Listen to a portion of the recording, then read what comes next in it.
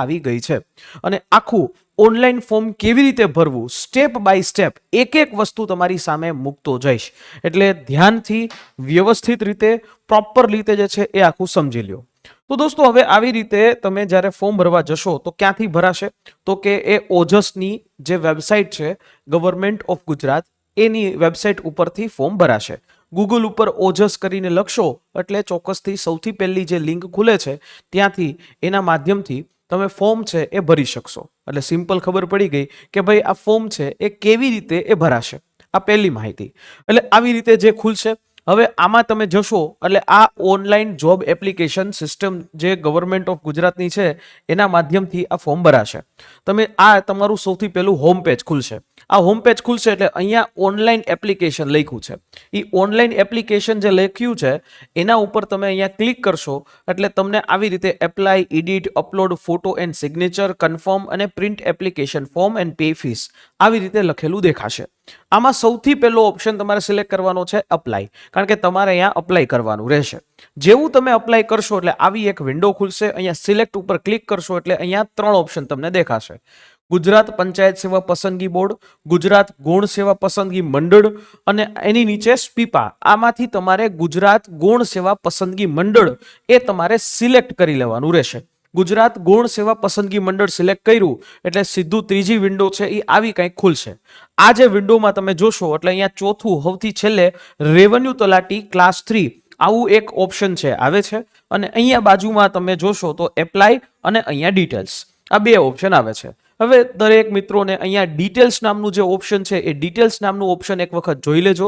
એમાં જે revenue તલાટીની PDF છે બીજું કંઈ નથી, જે પીડીએફ ઓલરેડી તમારી પાસે આવી ગઈ હશે અને સીધું અહીંયા કરવાનું અપ્લાય.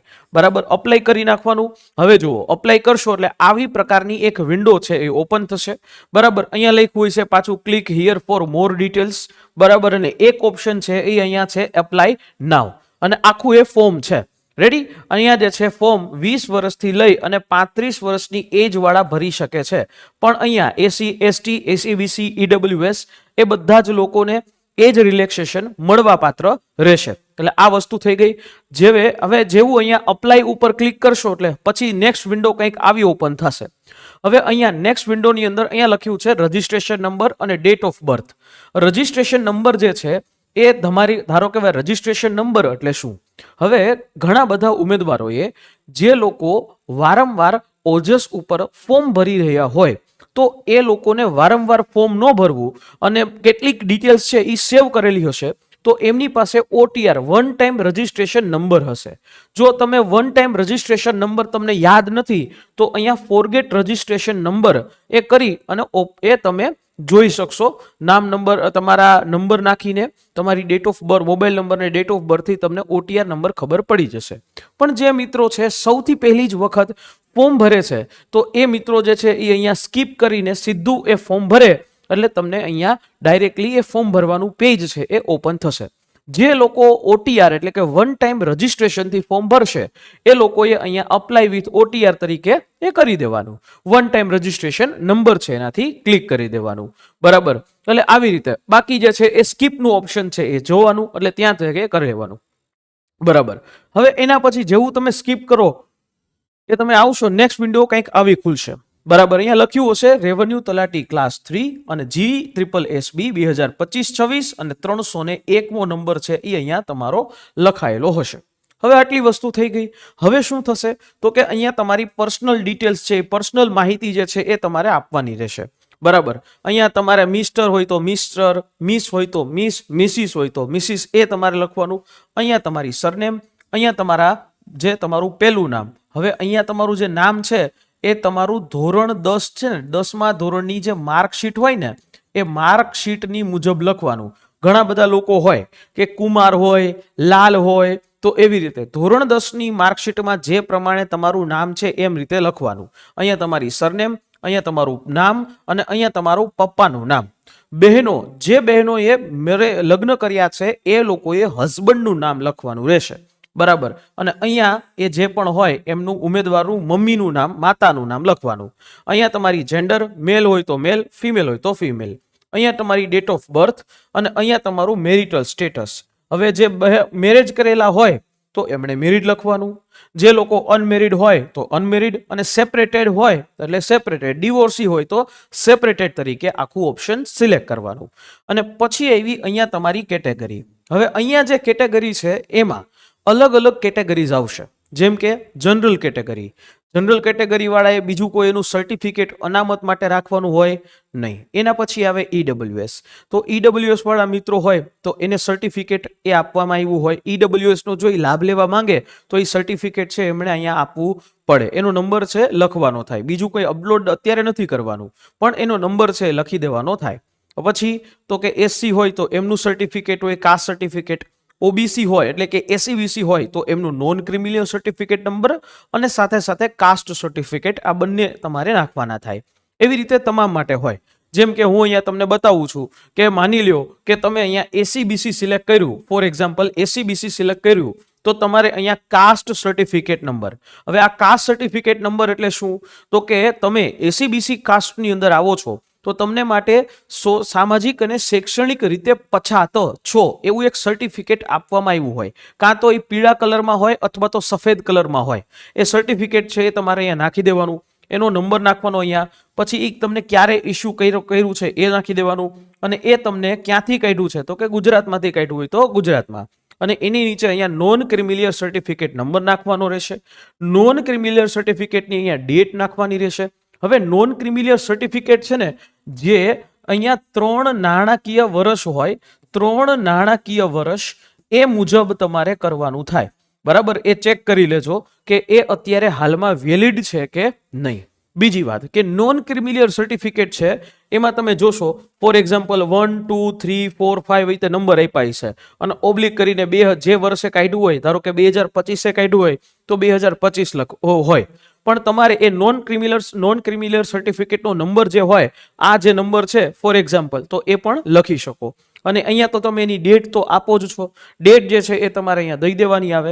અને એ કોણે તમને કાઢી આપે છે એ તમારા નોન ક્રિમિલિયર સર્ટિફિકેટમાં એ કોણ સાઇન કર્યું છે એનો જે અધિકારી હોય એ અધિકારી જે છે એ કયો છે, સક્ષમ સત્તાધિકારી, એ તમારે અહીંયા એ સિલેક્ટ કરી લેવાનું. બરાબર, એટલે આવી રીતે જે છે તમારે ધારો કે સિલેક્ટ કરીને આગળ તમે જઈ શકો છો. ફોર એક્ઝામ્પલ આપણે વાત કરીએ કે એસટી કેટેગરીના હોય તો એમના માટે ખાલી કાસ્ટ સર્ટિફિકેટ જ આવે. અને એ કાસ્ટ સર્ટિફિકેટ ગુજરાતી વાળું ચાલે.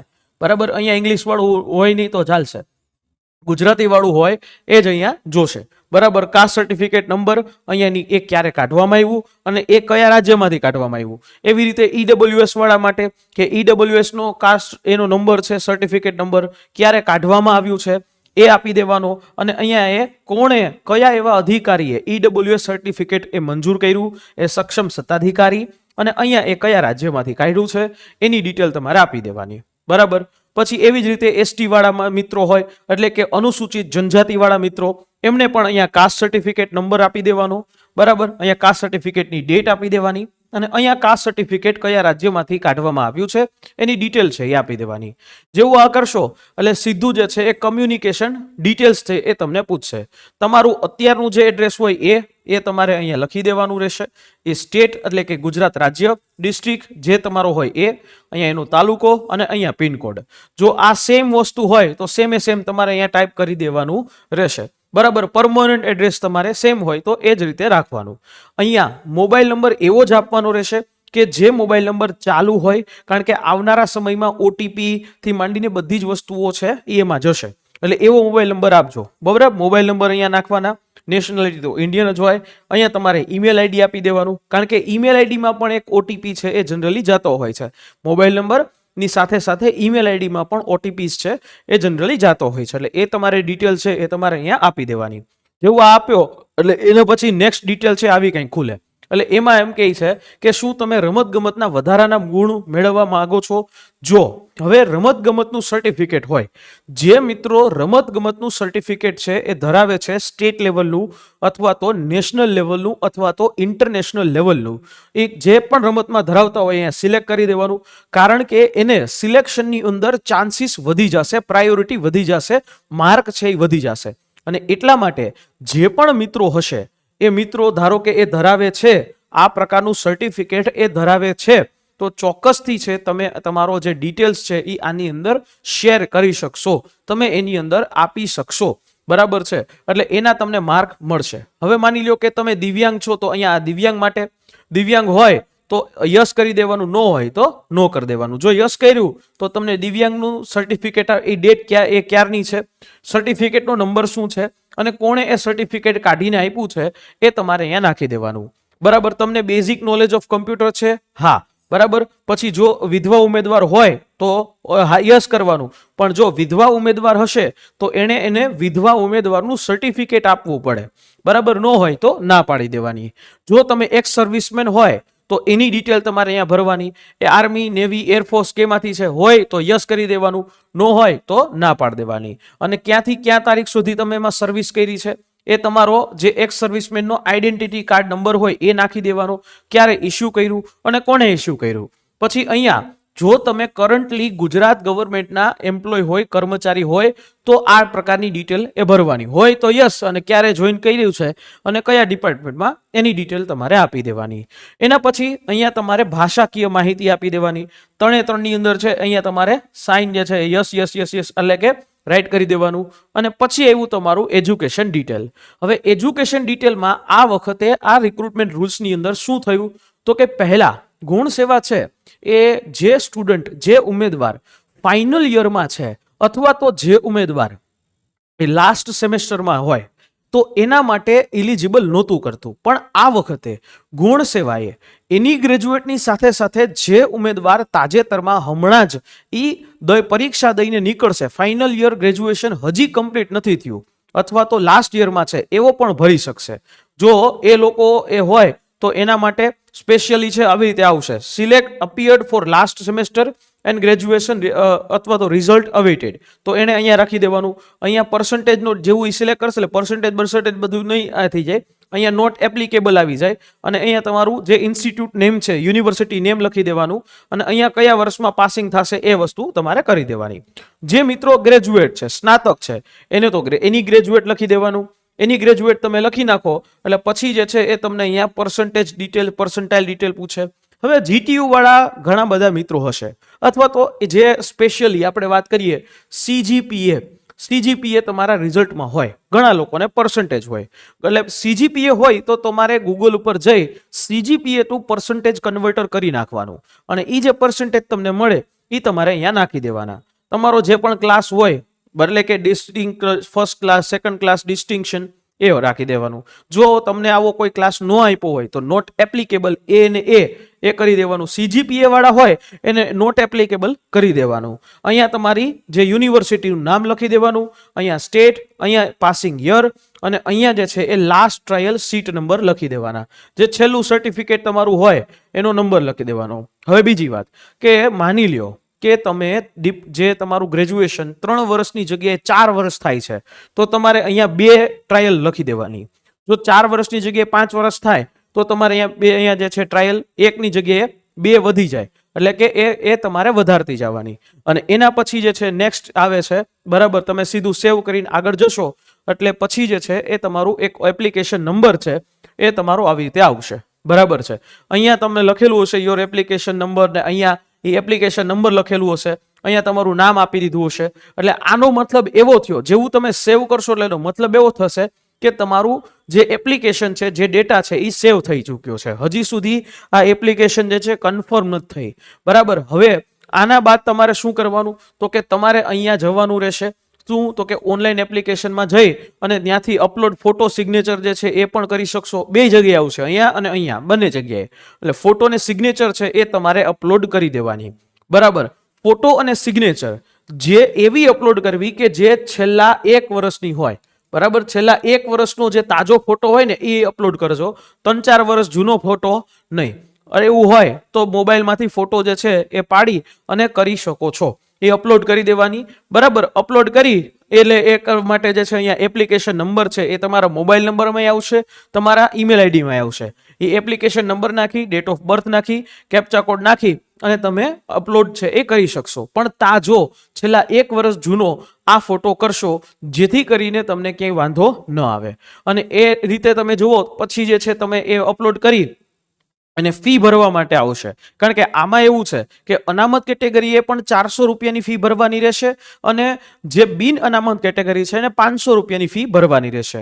આ જે પણ ફી તમે ભરશો એ ફી તમને જો તમને 40% માર્ક પ્રિલિમ પરીક્ષામાં આવે છે તો તમને આખી ફી જે છે એ તમને રિટર્ન મળી જશે, રિફંડ મળી જશે, બાકી નહીં મળે. અને એટલા માટે તમારે અહીંયા ફી જે છે ઓનલાઈન ભરવાની. અહીંયા ફીઝના સેક્શનમાં આવશો એટલે પે ફીઝ આવશે અને એમાંથી જે છે તમારે અહીંયા સિલેક્ટ કરી દેવાનું રેવન્યુ તલાટી અને date of birth captcha code નાખી અને એપ્લિકેશન ફોર્મ એ ભરી દેવાનું, એટલે એ પ્રિન્ટ કરી લેવાનું અને ફી જે છે એ ઓનલાઈન પે કરી દેવાની. આટલી પ્રોસેસ છે. અહીંયા જે પણ તમારું એપ્લિકેશન ફોર્મ આવે છે એ એપ્લિકેશન ફોર્મની એક પ્રિન્ટ કાઢી લેશો અને એની સાથે સાથે એ જ એપ્લિકેશન ફોર્મને તમારે કોઈ પણ એવી જગ્યાએ પેન ડ્રાઈવમાં, તમારી ગૂગલ ડ્રાઈવમાં કે ગમે તે જગ્યાએ સેવ કરીને રાખજો. કારણ કે આ જ એપ્લિકેશન ફોર્મ જ્યારે તમે મેઇન્સના ફોર્મ ભરવા જાશો ત્યારે જરૂર પડશે. બરાબર, એટલા માટે કહીએ છીએ કે આ એપ્લિકેશન ફોર્મને સાચવીને રાખજો કે જેથી એ એપ્લિકેશન ફોર્મના આધારે તમારું રિઝલ્ટ પણ ચેક થઈ શકે અને તમને માની લ્યો કે ફોર એક્ઝામ્પલ કાલ સવારે તમારે ધારો કે મેઇન્સ આવે છે તો ત્યારે એ અપલોડ કરવાનું થશે. આમાંથી એક પણ જગ્યાએ કોઈ પણ ખોટી રીતે વસ્તુ ન કરતા, જેથી કરીને તમને આગળ જતા ન નડે. બરાબર, આગળ જતા કોઈ વસ્તુ નડે એના કરતા અત્યારે શાંતિથી ફોર્મ જે છે એ ભરી દેજો. હવે બને કે શરૂઆતની સમયની અંદર ફોર્મમાં સર્વરમાં કદાચ પ્રોબ્લેમ આવે પણ રાત્રે ફોર્મ ભરશો તો આરામથી આ ફોર્મ છે ભરાઈ જશે. અને દોસ્તો, જો તમે રેવન્યુ તલાટીની તૈયારી સમગ્ર ગુજરાતની અંદર અફોર્ડેબિલિટી કરવા, અફોર્ડેબલ રેટ ઉપર, અફોર્ડેબલ રીતે તમે કરવા ઈચ્છો છો તો ચોક્કસથી તમે લક્ષ્યમ એકેડેમીના કોર્સિસ ઉપર તમારી પસંદગી ઉતારી શકો છો. પણ હા, એક વાત બીજી પણ કે જો તમને ફોર્મ ભરવાથી રિલેટેડ કોઈ પણ ક્વેરી છે તો તમે આ હેલ્પલાઇન નંબર અમારી 9429077607 આ જે અમારી હેલ્પલાઇન નંબર છે એના ઉપર કોલ કરી અને સમગ્ર માહિતી એ મેળવી શકો છો. આ હેલ્પલાઇન નંબર તમારા માટે જ છે કે જેના માધ્યમથી અમે લોકો તમને ફોર્મ ભરવાથી રિલેટેડ એ મદદ કરી શકીએ.